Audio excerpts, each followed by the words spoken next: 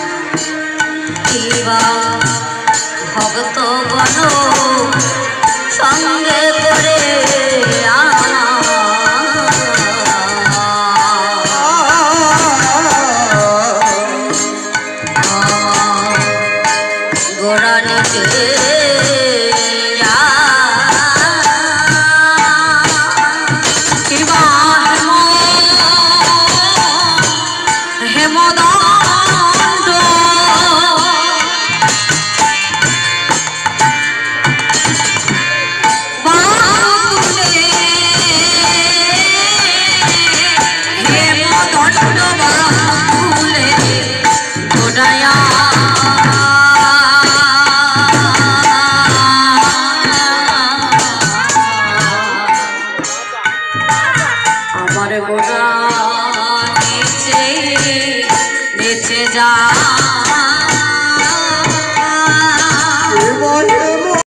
সব দেখো নিজেদের মধ্যেই ব্যস্ত আছে, কেউ সেবাই ব্যস্ত, কথা বলতে গল্প। রাধে রাধে।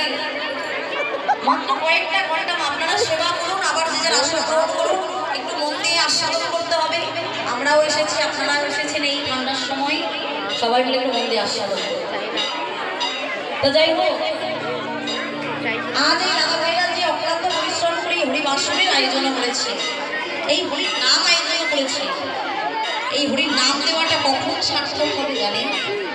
যখন নাকি তোমার ভক্ত হয়ে কীর্তন শ্রবণ করিতে করিতে এক ফোঁটা নয়নের বাড়ি পরিশ্রম করে, তবে আজকে কীর্তন দেওয়াটা সার্থক হবে। কারণ আমার মায়েদের তো অনেক রকম জ্বালা আছে, তাই না? কেহ কাঁদে স্বামীর জ্বালা, কেহ কাঁদে সংসারের জ্বালা, কেহ কাঁদে সন্তানের জ্বালা, আবার দেখো কেহ কেহ কাঁদে রোগের জ্বালা। তাহলে আমরা প্রত্যেকেই কিন্তু কোনো না কোনো একটা জ্বালাই জর্জরিত হয়ে আছে। আমার কোনো মা এখানে আছেন যে বলতে পারবে যে আমার জীবনে কোনো দুঃখ নাই, কষ্ট নাই, জ্বালা যন্ত্রণা কিছু নাই? কি বাবা আছে? কেউ বলতে পারবে না। প্রত্যেকের জীবনে একটা না একটা দুঃখ, জ্বালা যন্ত্রণা, কষ্ট আছে। কীর্তন দেওয়াটা সার্থক হবে। বর্তমানে তাহলে আপনারা কোন, তবে 7 দিন ধরে আমার চিত্র ত্যাগ করতে আপনাদের বলবো। মাত্র কয়েকটা ঘন্টা একটু ধৈর্য ধরে আমরা সবাই মিলে একটু ভগবানের কথা আস্বাদন করুন।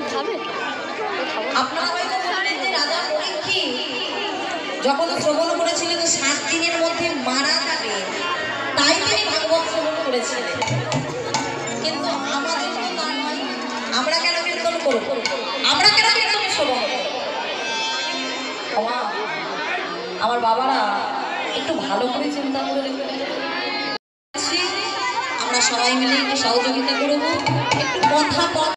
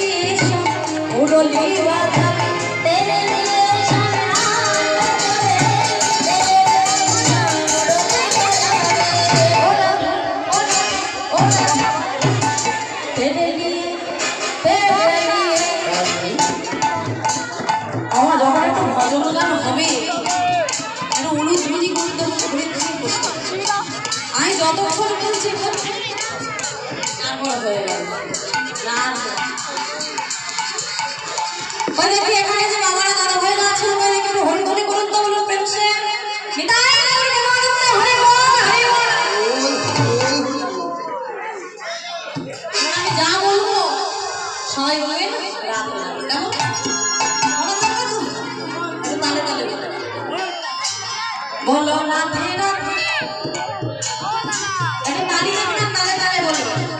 বলো রাধে রাধে, রাধে রাধে, প্রেম সে বলো, ভাব সে বলো, বৃন্দাবন में संगम में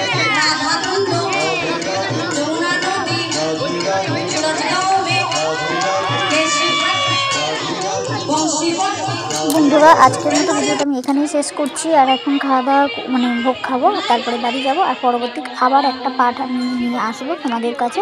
আজকের মতো টাটা।